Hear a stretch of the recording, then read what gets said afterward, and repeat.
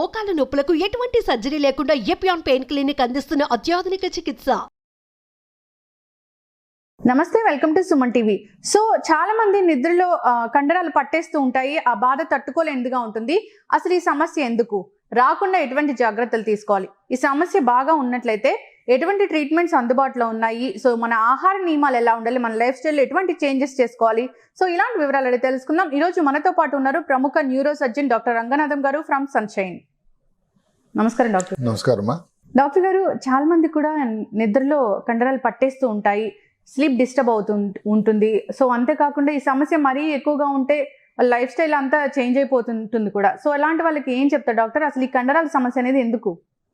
ఈ కండరాల సమస్యని ఆంగ్లంలో మజిల్ క్రాంప్స్ అని, మజిల్ స్పాజమ్స్ అని అంటారు. నిజానికి ఏమిటి, ఇది పెద్ద ప్రమాదకరం అని కాదు, ఇబ్బందికరం. ప్రమాదానికి ఇబ్బందికరం మధ్యలో తేడా ఏమిటి? ప్రమాదకరం అంటే హాస్పిటల్ అడ్మిషన్ అవ్వడం, పెద్ద పెద్ద పరీక్షలు చేయాల్సిన అవసరం ఇది లేదు. ఇబ్బందికరం ఏమిటంటే ఆ టైంలో నొప్పి వచ్చిన వాళ్ళకే తెలుస్తుంది ఎంత ఇబ్బందో. ఒక మాట చెప్పుకోవాలంటే, ప్రతి వ్యక్తి అక్కడ ఎవరు ఏ వయసు వారు, తెలివైన వాళ్ళు, చదువుకున్న వాళ్ళు కాకుండా ఏ వయసు వాళ్ళకన్నా కానీ ఏదో ఒక సమయంలో జీవితంలో క్రాంప్ అంటూ రాకుండా ఉన్న లేని వారు లేరట. అంటే అందరికీ వస్తుంది, ఏదో ఒక టైంలో వస్తుంది, అంత కామన్ ఇది. కాబట్టి దీని గురించి రెండు మాటలు చెప్పుకున్నట్టయితే, ఈ కండరం ఏమవుతుందంటే ముఖ్యంగా కాళ్ళలో వస్తుంది. అది కూడా కాళ్ళలో ఈ వెనక భాగం, కాఫ్ అని అంటాం, ఈ భాగాన్ని పిక్కల భాగంలో వస్తుంది. అది ఏమవుతుంది, సడన్గా ఒక కండరం బాగా కంట్రాక్ట్ అయ్యి దానివల్ల ఒక బొడిపులాగా తయారవుతుంది. కాళ్ళ కింద అసలు మనం ఆ టైంలో చూడడానికి కూడా కనబడుతుంది. ఒక్కోసారి మనం ఫీల్ అయినట్టయితే ఇంత గడ్డులాగా కనబడుతూ ఉంటుంది. ఎందుకంటే ఆ టైంలో అంత సంకోచం, సంకోచం అంటాం కదా, సంకోచం అంటాం ఇంకా తెలుగులో చెప్పాలంటే కంట్రాక్షన్కి. ఆ కండరం అట్లా అయిపోయిందనమాట. అంటే విపరీతమైన చెప్పలేనంత నొప్పి. ఆ నొప్పి ఉన్నప్పుడు నెమ్మది తగ్గేదానికి సమయం పడుతుంది. వాస్తవానికి దానికి చిన్న చిట్కాలు మనం చెప్పుకుందాం. ఈ కండరాలు నొప్పి రావడానికి, తీసిపడేయడానికి అన్ని వేళలా కాదు, కొన్ని ముఖ్యమైన కారణాలు కూడా ఉన్నాయి. ఉదాహరణకి కాళ్ళకి రక్తం సప్లై తగ్గింది. ఆయన ఎవరో స్మోకింగ్ అలవాటు ఉంది. ఈ కాళ్ళలో రక్తనాళాలు ఉంటాయి కదా, శరీరంలో ప్రతి అవయానికి రక్తనాళాలు ఉంటాయి. ఈ కాళ్ళలో రక్తనాళాల్లో కానీ ఏదైనా రక్త ప్రవాహం కానీ తగ్గినట్టయితే అథెరోస్క్లెరోసిస్ అంటే కొవ్వు పేరుకుపోవడం గాలో వచ్చేటువంటి ఇబ్బంది వల్ల ఈ నొప్పి, కండరాల నొప్పి వస్తుంది, స్పాజం వస్తుంది. మా న్యూరో సర్జరీ విభాగంలో ఇంకొకటి ఏంటంటే నడుములో నరాల మీద ఒత్తిడి, దానిని లంబార్ కెనాల్ స్టెనోసిస్ అంటారు. అంటే ఏమిటి, నరాలు వెళ్ళేటువంటి చోటు ఇలా ఉంటుంది. ఇది వెన్నుపూస అనుకోండి. ఈ చోటు కానీ ఏదైనా కారణాల వల్ల తక్కువ అయిపోతే నరాల మీద నొక్కేస్తుంది. ఈ ఇబ్బంది ఉన్న వాళ్ళు ఏమిటంటే, ఒక పాతకాలంలో 4-3 కిలోమీటర్లు ఈజీగా నడిచినట్టు వ్యక్తి ఒక కిలోమీటర్లకి ఈ మధ్య కాళ్ళ నొప్పి రావడం, కాలు ఆగిపోవడం, ఈ కాళ్ళ స్పాజం రావడం, కండరాల నొప్పి జరుగుతూ ఉంటుంది. అలాంటి వాళ్ళని కూడా మనం క్షుణ్ణంగా అబ్జర్వ్ చేయాల్సి ఉంటుంది. ఇంకా అన్నిటికంటే ముఖ్యంగా ఏంటంటే, శరీరంలో కొన్ని లవణాలు ఉంటాయి.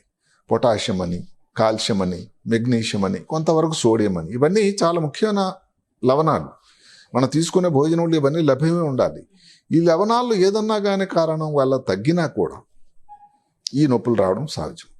ఇప్పుడు అందరూ కూడా జిమ్ ఓరియంటెడ్ అయిపోయారు, ముఖ్యంగా కోవిడ్ వచ్చిన తర్వాత. సో అందుకని అక్కడ ఈ సడన్గా ఎవరు అలవాటు లేని వాళ్ళు కానీ ఎక్సర్సైజ్ మొదలుపెట్టారనుకోండి, ఇంకా వచ్చిందంటే కాళ్ళ నొప్పి ఇంకా తగ్గేదానికి చాలా టైం పడుతూ ఉంటుంది. అదే కాకుండా ఈ ఎండాకాలం వచ్చింది, సమ్మర్ వస్తుంది. ఆ టైంలో ఎక్సర్సైజ్లు చేస్తూ ఉండేసరికి డిహైడ్రేషన్ వచ్చేస్తుంది. అంటే బాగా తెలియకుండానే వాటర్ తగ్గిపోతుంది శరీరంలో. ఈ డిహైడ్రేషన్ అన్నది కూడా చాలా చాలా ముఖ్యం. అదే కాకుండా అనుకోకుండా ఎక్కువగా ఎక్సర్సైజ్ చేయాల్సి వచ్చినా కూడా ఇలాంటి ప్రాబ్లం వల్ల కూడా ఈ క్రాంప్స్ వస్తూ ఉంటాయి. దీనికి ఏమిటంటే, ఈ క్రాంప్స్ వచ్చాయి అనుకోండి, ఏదైనా వేడి నీళ్ళది లేకపోతే తడిగుడ్డగా దాన్ని నెమ్మది పెట్టి కాపడం పెట్టినా నెమ్మది శాంతం అవుతుంది. లేదు మీరు వాష్రూమ్ వర్గాలు కానీ వెళ్ళగలిగినట్టయితే ఒక వేడి నీళ్ళ షవర్ తీసుకున్నా దాని ఉపశమనం కలుగుతూ ఉంటుంది. చిన్న ఎక్సర్సైజులు అంటే ఇప్పుడు కాళ్ళలో కానీ వచ్చినట్టయితే ఈ కాళ్ళ పాదం పైకెత్తి కిందకెత్తి కొంచెం నెమ్మదిగా, ఆ టైంలో చెప్పడం కష్టం, అది చెప్పినంత సింపుల్ కాదు. అది ఒక పక్క నుంచి నొప్పితో ప్రాణం ఎగిరిపోతుంటే ఇవన్నీ చేయడానికి దొరుకుతుందా అంటే కాదు.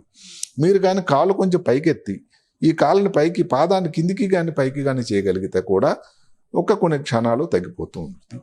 అన్నికన్నా ముఖ్యమైనది ఏమిటంటే, కొన్ని పదార్థాలు రోజు తీసుకునే భోజనంలోనే ఈ లవణాలు ఉండేటువంటి ముఖ్యమైన పదార్థాలు తీసుకోవాలి.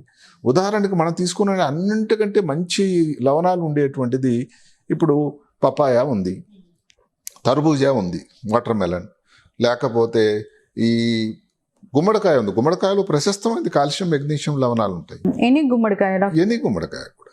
అలాగే చిలగడ దుంప అంటారు, ఏది స్వీట్ పొటాటో అని. నిజానికి మామూలు పొటాటోలు కూడా ఉంటాయట, అదేం తప్పేం చేయలేదు. ఇట్లాగ ఇప్పుడు బనానా అన్నిటికంటే చీప్ అండ్ బెస్ట్. మీరు చూస్తూ ఉంటారు ఇప్పుడు ఈ అథ్లెట్స్ అందరూ కూడా, క్రీడాకారులు మధ్య మధ్యలో ఆగినప్పుడు ఈ బనానాలు తీసుకుంటూ ఉంటారు. ఎందుకంటే దానిలో ఉన్నటువంటి లవణాలు 3, 4 ఇంత అంతా కాదు.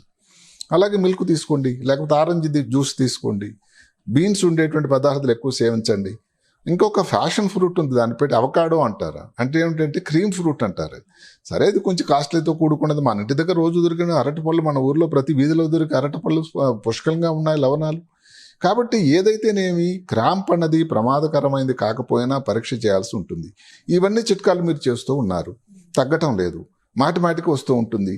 ఇంతకుముందు ఎప్పుడో 2-3 నెలలకు వచ్చేది, ఇప్పుడు ఎక్కువ సార్లు వస్తుంది, ఫ్రీక్వెన్సీ ఎక్కువైంది. నీ కాల్షియం నార్మల్ ఉంది, పొటాషియం నార్మల్ ఉంది, మెగ్నీషియం నార్మల్ ఉంది, అయినా తగ్గట్లేదు. అప్పుడు డాక్టర్ గారి దగ్గరికి వెళ్ళి పరీక్ష చేయాల్సి ఉంటుంది. దానికి ఈ కాళ్ళలో రక్తనాళాలు వెళ్ళేటువంటి పరీక్ష ఒకటి ఉంటుంది, డాప్లర్ పరీక్ష అని. డాప్లర్ పరీక్షలో కూడా 2 రకాలు ఉన్నాయి. ఏమిటది? రక్తనాళాల మంచి రక్తం తీసుకెళ్లేటువంటి రక్తనాళాలు, చెడు రక్తం తీసుకెళ్లే రక్తనాళాలు. ఈ కష్టం ఏదైతే ఉందో మంచి రక్తం తీసుకెళ్లే రక్తనాళాల్లో ఉంటుంది. దానికి డాప్లర్ పరీక్ష చేస్తే రక్తనాళాల పరిస్థితి, స్థితిగతులు ఎలా ఉన్నాయో తెలుస్తుంది. దాంట్లో కానీ ఏదైతే కొవ్వు పేరుకుపోయి రక్తనాళం బ్లాక్ అయిపోతూ ఉంటే దానికి కొన్ని పరీక్షలు చేయాల్సి ఉంటుంది. ఫర్దర్గా అవసరం వస్తే ఏదైనా శస్త్రచికిత్స కూడా చేయాల్సి ఉంటుంది. ఓకే. నరాల మీద నొప్పి ఉన్నట్టయితే, నరాల మీద ఒత్తిడి ఉండేటట్టయితే, నొక్కడం కానీ ఉండేటట్టయితే దానికి ఎంఆర్ఐ పరీక్ష చేయాలి. ఎంఆర్ఐలో నరాల మీద ఎన్ని దగ్గరలో ఇబ్బంది ఉంది, దానికి ఏం చేయాలని డిసైడ్ చేసి అప్పుడప్పుడు శస్త్రచికిత్స కూడా అవసరం పడవచ్చు. సో క్రాంప్ అన్నది సింపుల్గా ఉన్న విషయమైనా, అందరిలో వచ్చేది అయినా కూడా మాటి మాటికి రిపీటెడ్గా వచ్చి డ్యూరేషన్ ఎక్కువ ఉన్నా, వచ్చి అదే కాకుండా అదే టైంలో కాలు వీక్ అయిపోయింది అనుకోండి, అంటే నడవలేని పరిస్థితి అయింది అనుకోండి, అది ఇంకా ప్రమాదకరమైంది. కాబట్టి ప్రతిసారి కూడా క్రాంప్ను ఈజీగా తీసి పడేయకుండా, క్రాంప్ అనే దాని మీద దృష్టి పెట్టి, ఏ టైంలో ఉన్న మామూలు కంటే హైడ్రేషన్ అనేది వాటర్ తాగడం కానీ, మజ్జిగ కానీ, ఏదైనా చల్లటి వస్తువులు తేనీయం తీసుకొని పానీయాలు, తర్వాత ఈ ఫ్రూట్స్ మనం ఏదైతే చెప్పుకున్నామో ఇలాంటి తీసుకొని మీరు తీసుకునేటువంటి భోజనంలో దాని తాలూకా పెంపొందించడం, దానివల్ల మీరు ఆరోగ్యంగా ఉంటారు. క్రాంప్ రాకుండా ఉండడానికి ఆరోగ్యంగా సంతోషంగా ఉంటుంది. భయపడాల్సినంత అయితే లేదు, కానీ ఇబ్బందికరం అయితే ఉంటుంది సుమా. ప్రతి వాళ్ళకి ఏదో ఒక రోజున అనుభవం అయితే ఉంటుంది. ఎస్ డాక్టర్ గారు, థ్యాంక్ యూ సో మచ్ అండి. చాలా మంచి ఇన్ఫర్మేషన్. చాలా మంది కూడా ఈ క్రాంప్స్తో ఇబ్బంది పడుతూ ఉంటారు. సో ఇది నార్మల్గా తీసుకోవాలా లేదంటే సీరియస్గా తీసుకోవాలన్న డైలమాలో కూడా ఉంటారు. అలాంటి వారికి చాలా చక్కటి ఇన్ఫర్మేషన్ అందించారండి. ధన్యవాదాలు డాక్టర్ గారు. నమస్కారం. సో చూసారు కదండి, నిద్రలో మజిల్స్ అనేవి పట్టేస్తూ ఉంటాయి, చాలా ఇబ్బందికరంగా ఉంటుంది, చాలా మందికి నిద్ర కూడా డిస్టర్బ్ అవుతూ ఉంటుంది కదా. సో అలాంటి వాళ్ళు డాక్టర్ గారు చెప్పిన టెక్నిక్స్ అయితే పాటించండి. అంతేకాదు ఆహార నియమాలు కూడా పాటించండి.